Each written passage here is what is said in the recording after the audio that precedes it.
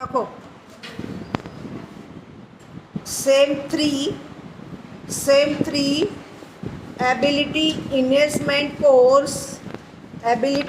ઇન્હેન્સમેન્ટ course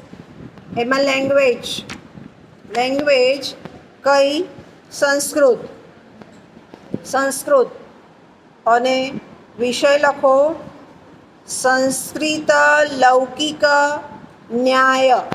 Sanskrit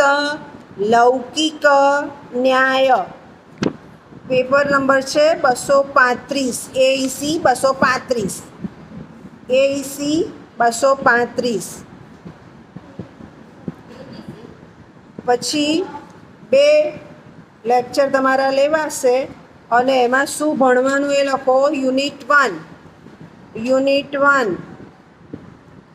હું બોલું છું એ પ્રમાણે લખતા જાઓ અંધ ગજ ન્યાય ઉપદેશાત્મક વાર્તા આવશે બધી અંધ ગજ ન્યાય સંસ્કૃતમાં જ લખજો અને ગુજરાતી લખો તો ચાલશે પછી અંધ પંગુ ન્યાય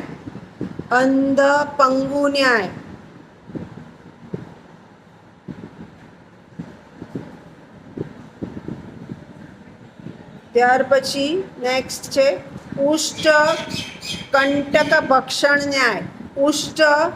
કંટક ભક્ષણ ન્યાય અત્યારે લખી લો હું સમજાવીશ નેક્સ્ટ કાકતાલીય ન્યાય નેક્સ્ટ અલ્પવિરામ મૂકતા જવાનું હા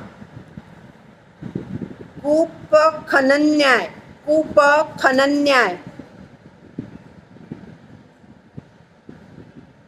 આમાંની અડધી વાર્તાઓ તમે જાણો છો આ તો સંસ્કૃતમાં છે ને એટલે તમે સમજી નથી શકતા ક્ષીર નીર ન્યાય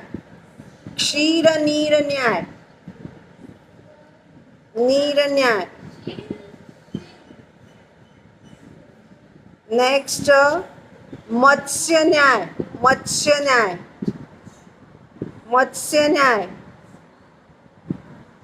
નેક્સ્ટ મલિન દર્પણ ન્યાય નેક્સ્ટ શુચિમુખ ન્યાય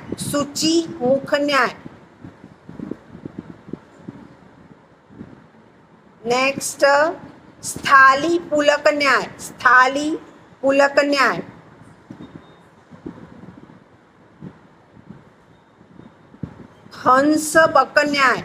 હંસ બક ન્યાય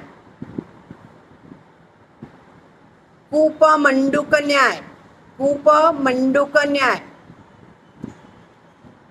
આના ઉપરથી એક કહેવત નથી કૂવામાં ના દેડકા મંડુક એટલે દેડકું કૂપ મંડુક ન્યાય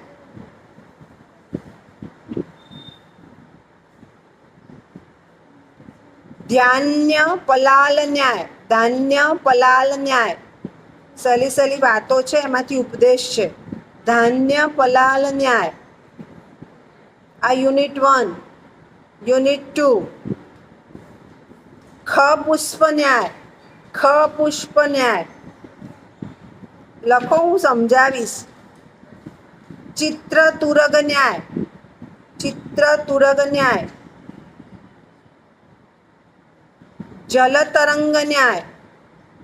જલતરંગ ન્યાય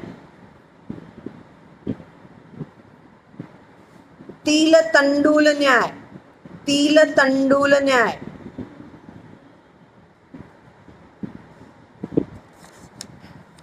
તૃણ રજ્જુ ન્યાય રજ્જુ એટલે દોરડું તૃણ રજ્જુ ન્યાય સંસ્કૃત શબ્દ વાપરા છે એટલે તમે હે કરો છો દેહલી દીપ ન્યાય અમુક શબ્દો સંસ્કૃત લખવાના જ તો વધારે માર્ક મળે દેહલી દીપ ન્યાય પતંગ દીપ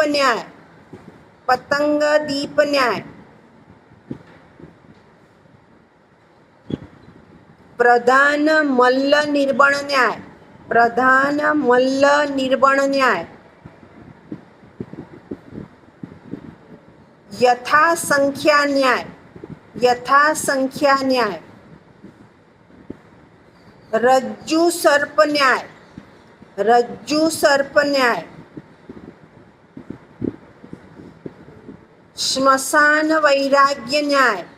સ્મશાન વૈરાગ્ય ન્યાય.